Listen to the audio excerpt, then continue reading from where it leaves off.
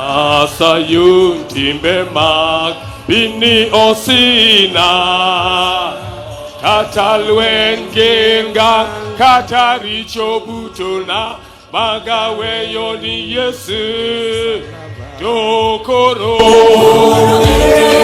imadi mona donjo edala kuriri gimadi gengna katalwen genga kataricho butona magawe yoni yesu emsalaba koro ere gimadi mona donjo edala ere gimadi gengna katalwen genga kataricho butona magawe yoni yesu emsalaba.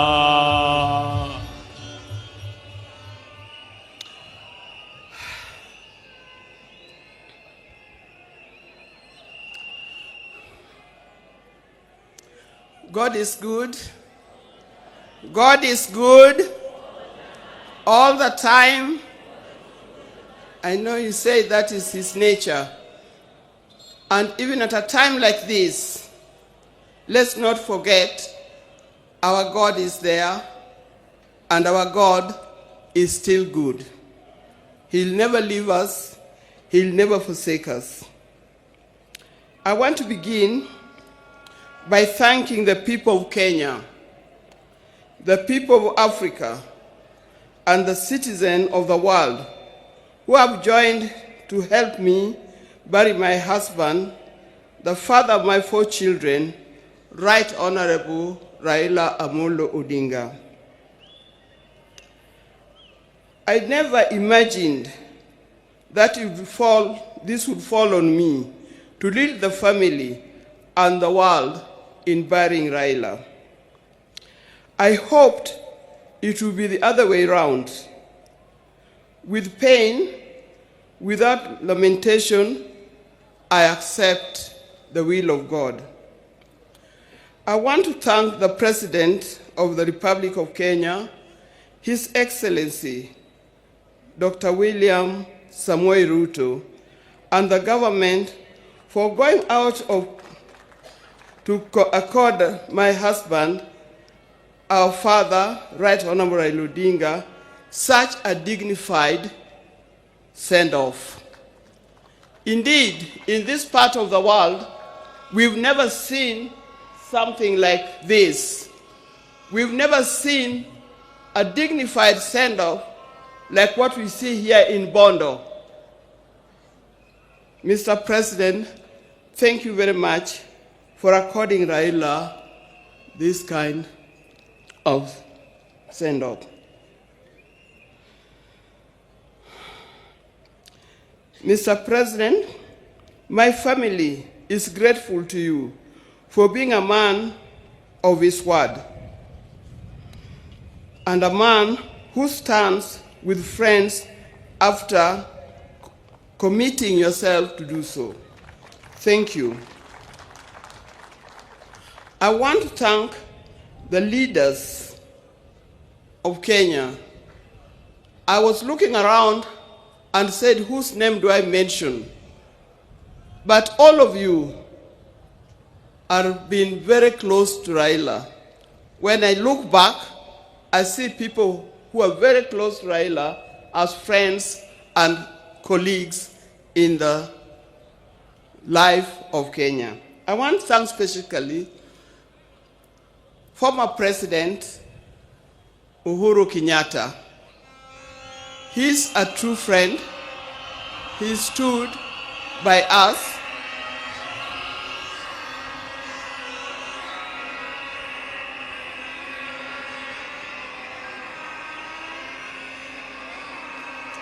Yes, thank you. I want to thank once again of leaders from Kenya and across the world who have taken their time to mourn with us and to mourn with the family. And for this kind thought, you have spared your time to be here today. I know there are many, many leaders from other parts of Africa. His best friend, Papa Olusegun Obasanjo. Thank you very much for being here. Thank you very much. He comes from Nigeria, for those of you who can remember.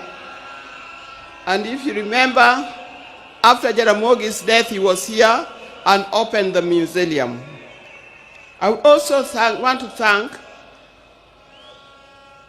Her Excellency, Mrs. Morgan Shangarai from Zimbabwe. Thank you very much for being with us.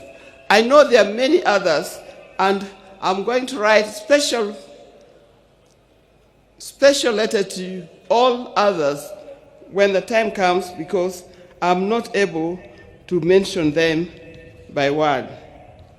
Your words, your letters, your social media posts has gone a long way in lessening our pain and lifting our spirits.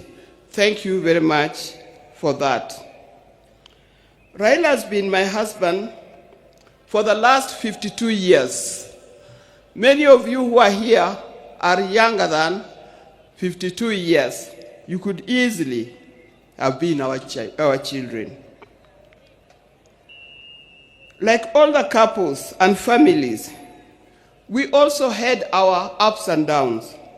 But we've learned one thing, and that is we must talk straight to one another. We must forgive and move on.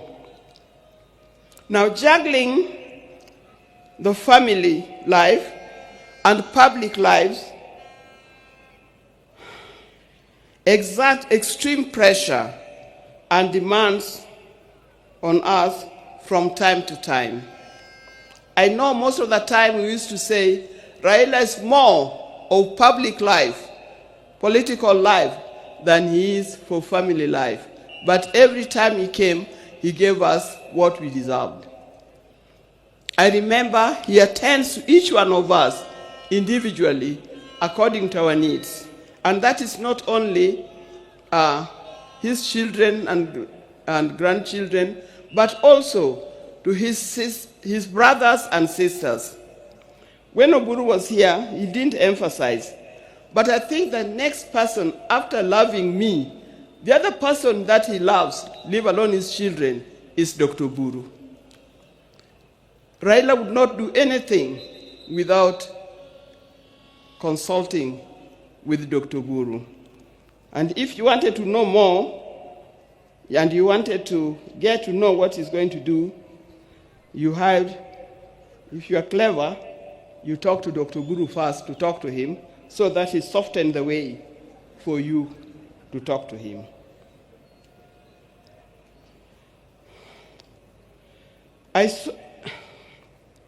Through all this, what remained unchanged was our commitment to each other. On our belief that he had seen through and vows, and we made each other at the start. It worked for us.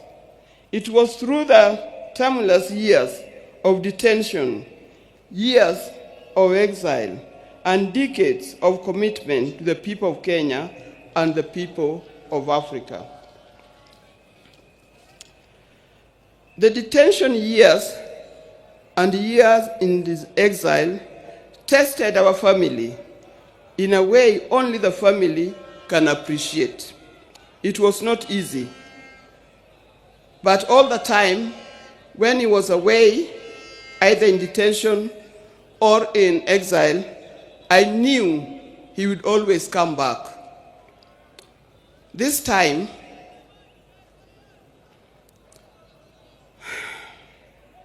I'll have to join him wherever he has gone. because he'll never come back, but the spirit lives on. When I first met Raila, some 54 years ago, I didn't see his political side. I didn't see it coming either. He was not a politician in any form. I knew his father was, but him was different. And with my friends, then I was at the University of Nairobi, we were young, idealistic ladies who swore not to marry. We swore to marry calm, professional men, not those who give to the loudness of politics.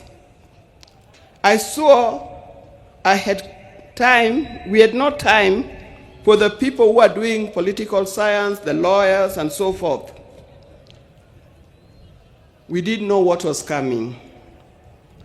In my group, and they know them, the group of the sisters were with at the University of Nairobi, people like Leo Duol, Gladys Okoth, Deborah Kiai, and so forth. You know you very well. Out of my group, I was the first one to marry. I married an engineer, a man of calm demeanor and reflective character. They all congratulated me because of that. Little did I know I was marrying a political engineer who would proceed to make engineering of Kenya his lifelong project. I didn't know. From the turn of events, I came to understand firsthand that they mean, I came to understand firsthand the meaning of still waters runs deep. He was a calm person, but as we lived, I realized he was a deep thinker of a different kind.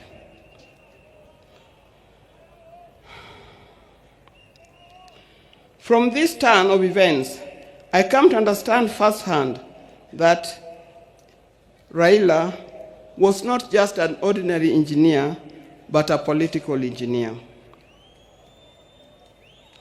I evolved, adapted, and handled challenges that came my way, courtesy of being Raila Odinga's wife. And those challenges were many. I know if you are to ask the spouses of these politicians down here, they'll tell you the challenges are many and not easy to cope with.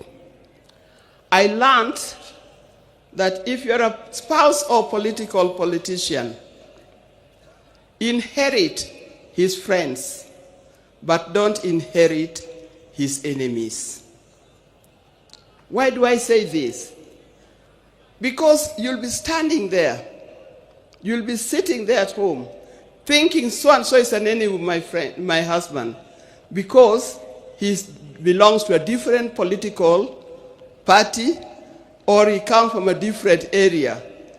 I tell you, you will be wrong.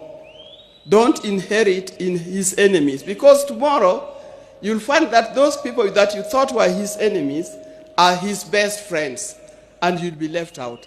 Be careful when you are handling his friends. Inherit his friends, but his enemies, let him deal with them the way he made them.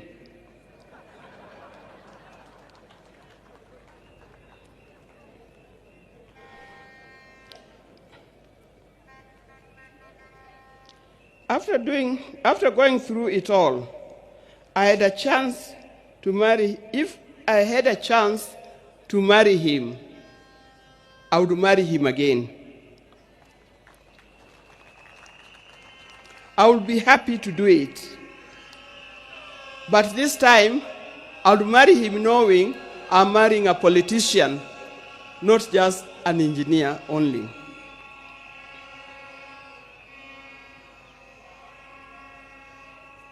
But Raila never really stopped being a production engineer. It has been said, but he also practiced it. He started the East African Spectre, the company that manufacturing gas cylinders, and that is thriving in that. Those who are working for East Africa Spectre, please try to keep up his legacy of making it a real big industry that Raila intended it to be.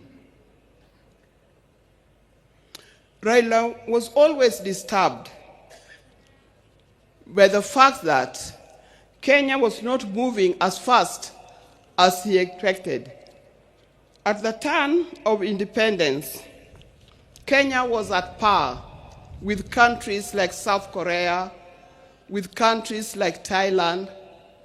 I think we're even ahead of many other large countries.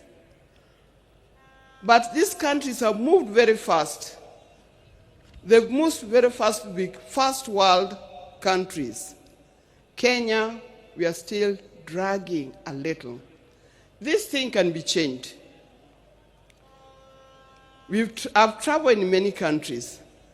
In 1995, during the International Women's Decade that was in Beijing, we went to Beijing, the women of the world went to Beijing, and what I noticed that the tallest building in Beijing was a 4-story building, and it was a hotel. I also noticed, that's me, that many of the people who are working in Beijing, the Chinese, they were wearing what we call overalls, the things that industrialists wear in the factory. They were either yellow, red, blue, green, or any other. And everybody was moving in a rickshaw. Go to Beijing today, you can see a different world. It can be done. Even in Kenya, we can change it. With hard work, determination, focus, we can change our country. And as I'm talking here, I know we have leaders here. Please focus in changing the country. Let's not seek leadership to enrich ourselves. Let's not seek leadership to acquire wealth for ourselves, but acquire wealth for Kenya and acquire wealth for our generation to come.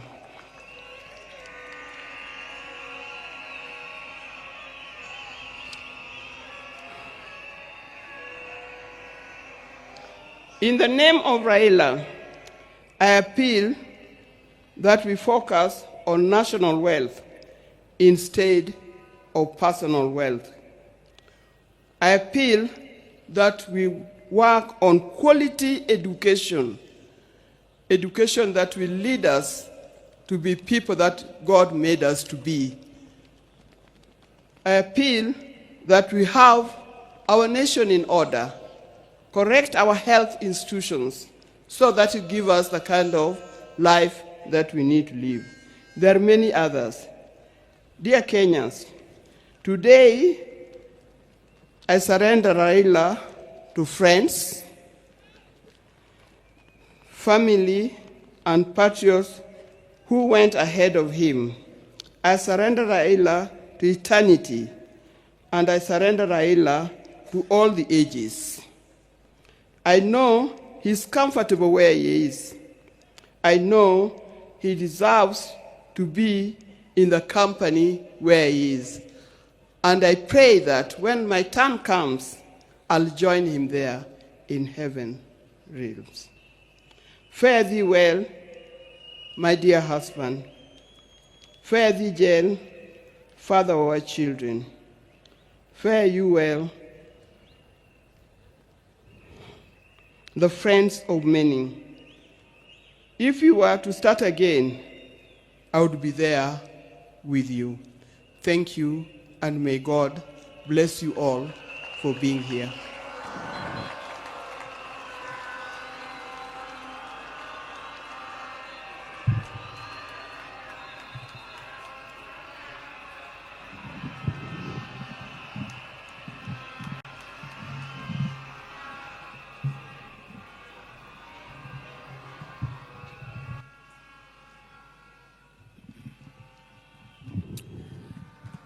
Your Excellencies, fellow mourners, we have given the family ample time to eulogize and pay tribute to our departed leader. I want to request that the Speaker